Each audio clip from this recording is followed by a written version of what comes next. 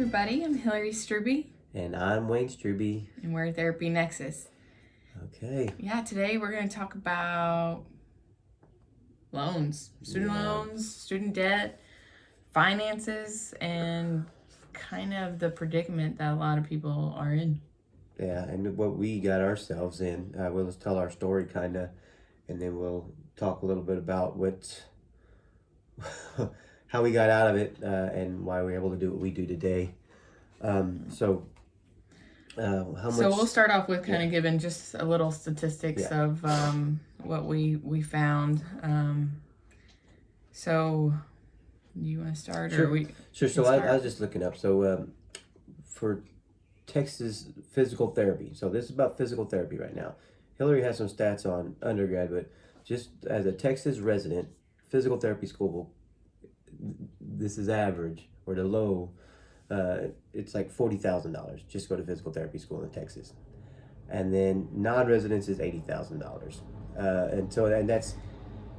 And they could go up to like $112,000 for non-resident / private school. And also found some in-state tuition around $66,000 is the average. So I was looking at a bunch of different sites, and so from $66,000 average to $112,000 for in-state Texas tuition. Yeah, and I have a few. It says majority of PT. This is from EIM. More than half will have more than $70,000 of student loan debt at the time of graduation.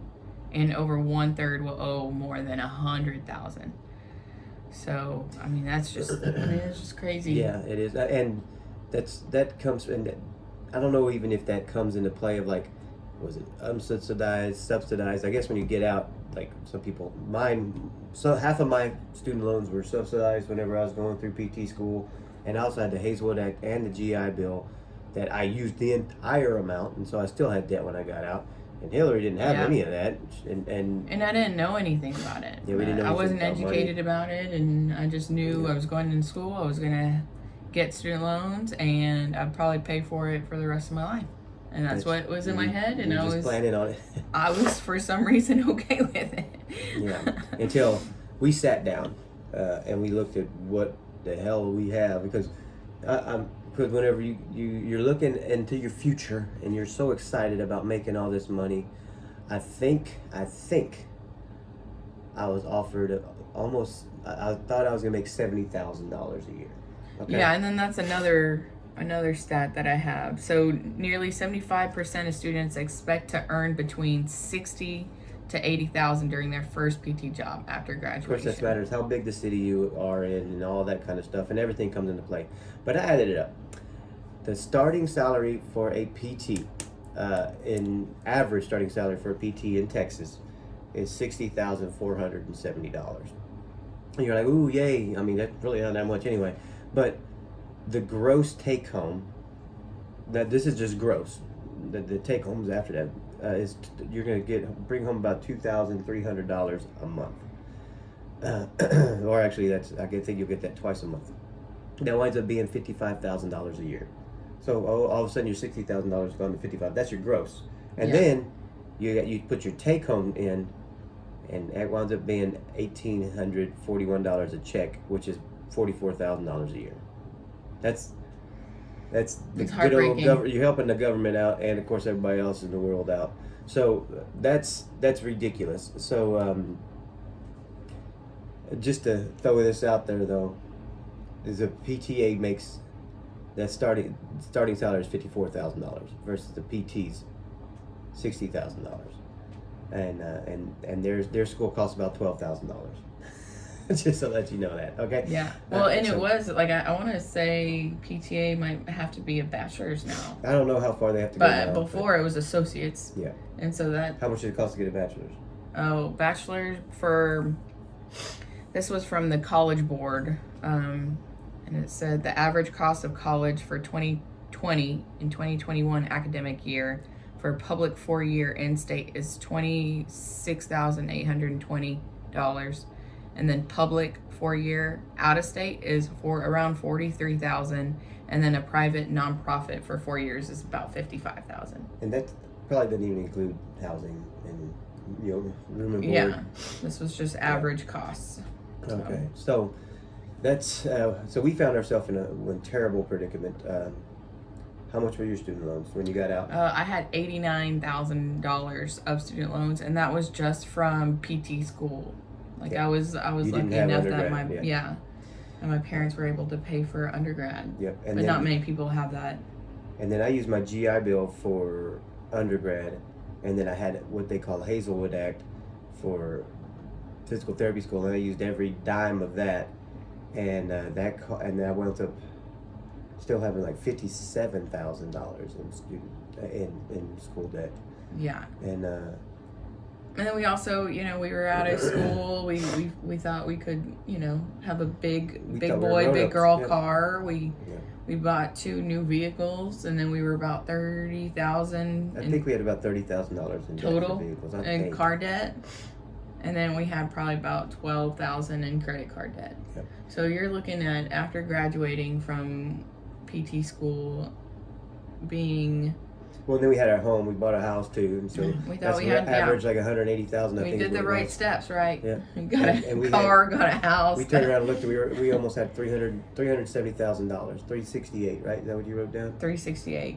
$100,000 in debt, and then you're making 60 to 80. You're bringing home $44,000, and so not even thinking about taxes and everything. So and then on top of that, after you get out of PT school, after I got out of PT school, I was going through a residency program, and I was paying, I think it was $10,000 a year for that, and they were taking that out of my salary, and so I mean, all of a sudden, these are the ends, and they weren't meeting. Yeah. And so I didn't know what to do. I looked up all different ways to figure out how to pay this off. I was like, how do the reason why I went in the military in the first place, because I didn't want to get loans, and I wound up getting a freaking loan anyway. That's what I was mad about. Yeah. And so I was trying to figure out, how do I do this? I tried to look up all these different things. I Googled everything I could think of on how to get out of debt, how to figure out some type of financial planning stuff. I didn't know anything about it. I was kind of raised to not do that. You just kind of just put your head down and work, right? That's what you do. Yeah. And so we bumped into one of Hilary's patients at HEB, and they said that Dave Ramsey had helped them out. Dave Ramsey is a great thing. I went home and Googled Dave Ramsey, and he helped us get out of debt. Oh man! It was we did the Financial Peace University or something like that. We did the snowball effect. We knocked out our smallest. What's the snowball effect? Yeah, we knocked down our smallest debt, credit card, and then the biggest one. No, you don't. You start with the smallest. So what Dave Ramsey says is it's a. We need to go for it. So you start off, you get all your debts in a line, right? And so the smallest thing we have is a credit card. I had to use that to help pay off the residency I was going through, and then you had the credit card, you had your vehicle, and you have the house. You have your student loan. So going up the chain, the first thing was a credit card, and then what we did was we literally traded in our 2 cars. We traded in 2 cars, got 2 used cars, and so then we weren't upside down on the cars. We had to pay like $1,000 to get out from underneath them, and then we threw the rest of that money that we would have been throwing on that car onto the credit card, and so that credit card was paid off in like 2 months. No problem. I mean, and so that's the snowball. And so then we rolled it into my student loan, which was $50-something thousand.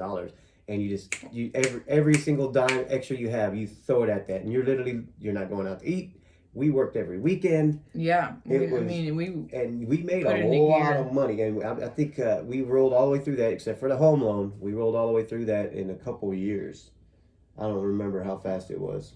Well, I graduated 2013. Mm-hmm. I don't think we started it until after I graduated. That's right.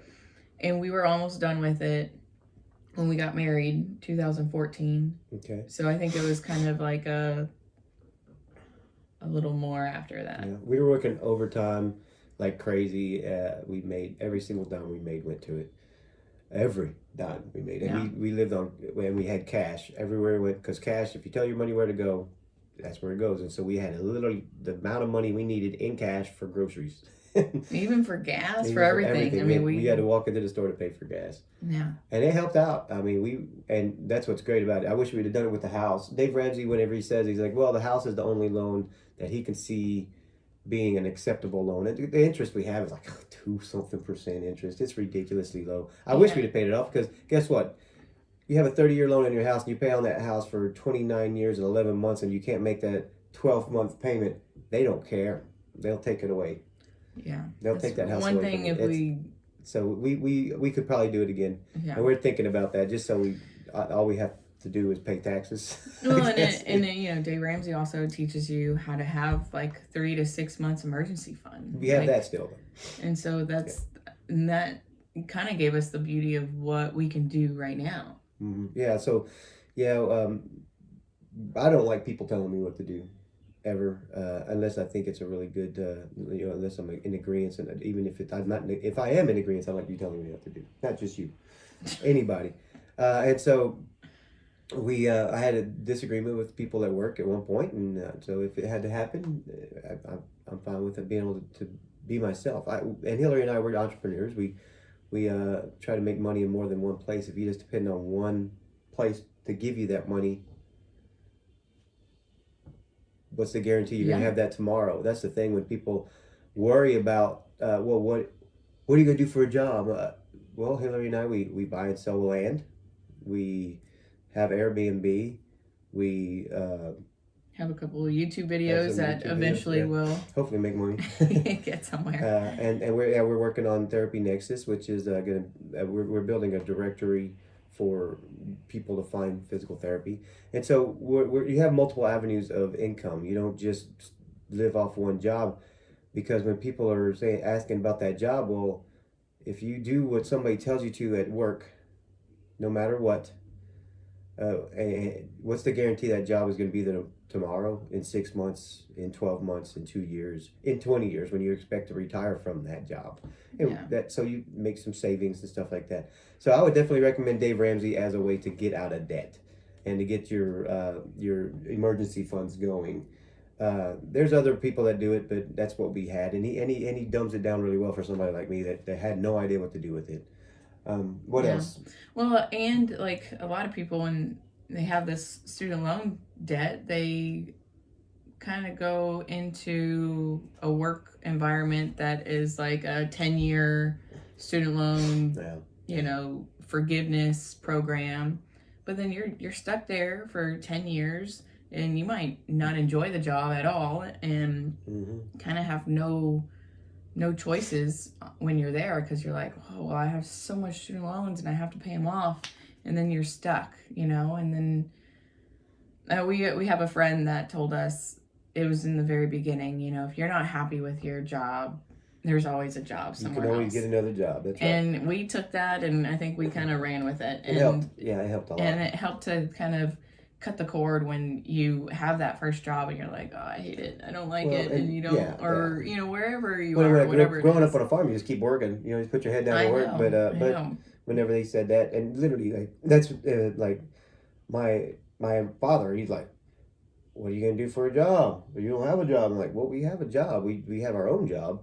But if I had to turn around tomorrow, I could go anywhere in Austin and get a job at the hospital. You know what I mean? If I had to. I don't want to. But we've done all this stuff prior to this point to allow us to have a little more freedom and a little more say in what happens in our life. Not just a little say. A lot of say. We get all our own say. But it makes us motivated, and we have to keep working every day. Yeah. So. And so, like we were saying, when you're deciding if you want to be a PT, and you're trying, I've had a lot of sit downs with people, and they're asking, should they be a physical therapist? And I say, ask them if they have their bachelor's yet, and if they say yes, well, you could think about it. We kind of need to go over these numbers and put it in an Excel sheet. Excel doesn't lie; it'll tell you the truth. And then also look at PTA. I mean, it takes $12,000. I think they have to have a bachelor's now, but it's still not a doctorate. And they start at $60,000 or $54,000, and it says the ending salary is around $66,000.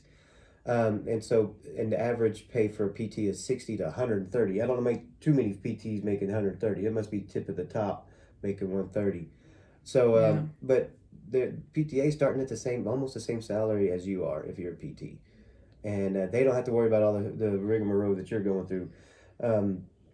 But just because I think it's something to look at. A PTA, and you feel like, well, I want to own my own clinic one day.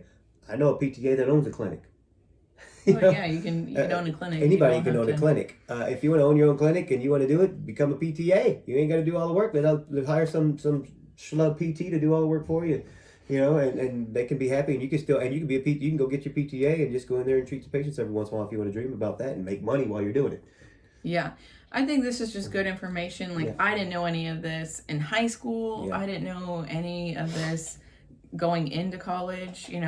My parents paid for my undergrad, so I had no idea about money and how everything worked and how much everything cost. And I didn't appreciate it. You didn't appreciate the money. I didn't appreciate what they did and what was going on. I mean, they did a lot for you paying for your undergrad. Yeah. And like, I just... You appreciate it now. Yeah, if you're looking into doing physical therapy, you need to figure it out before you get into it.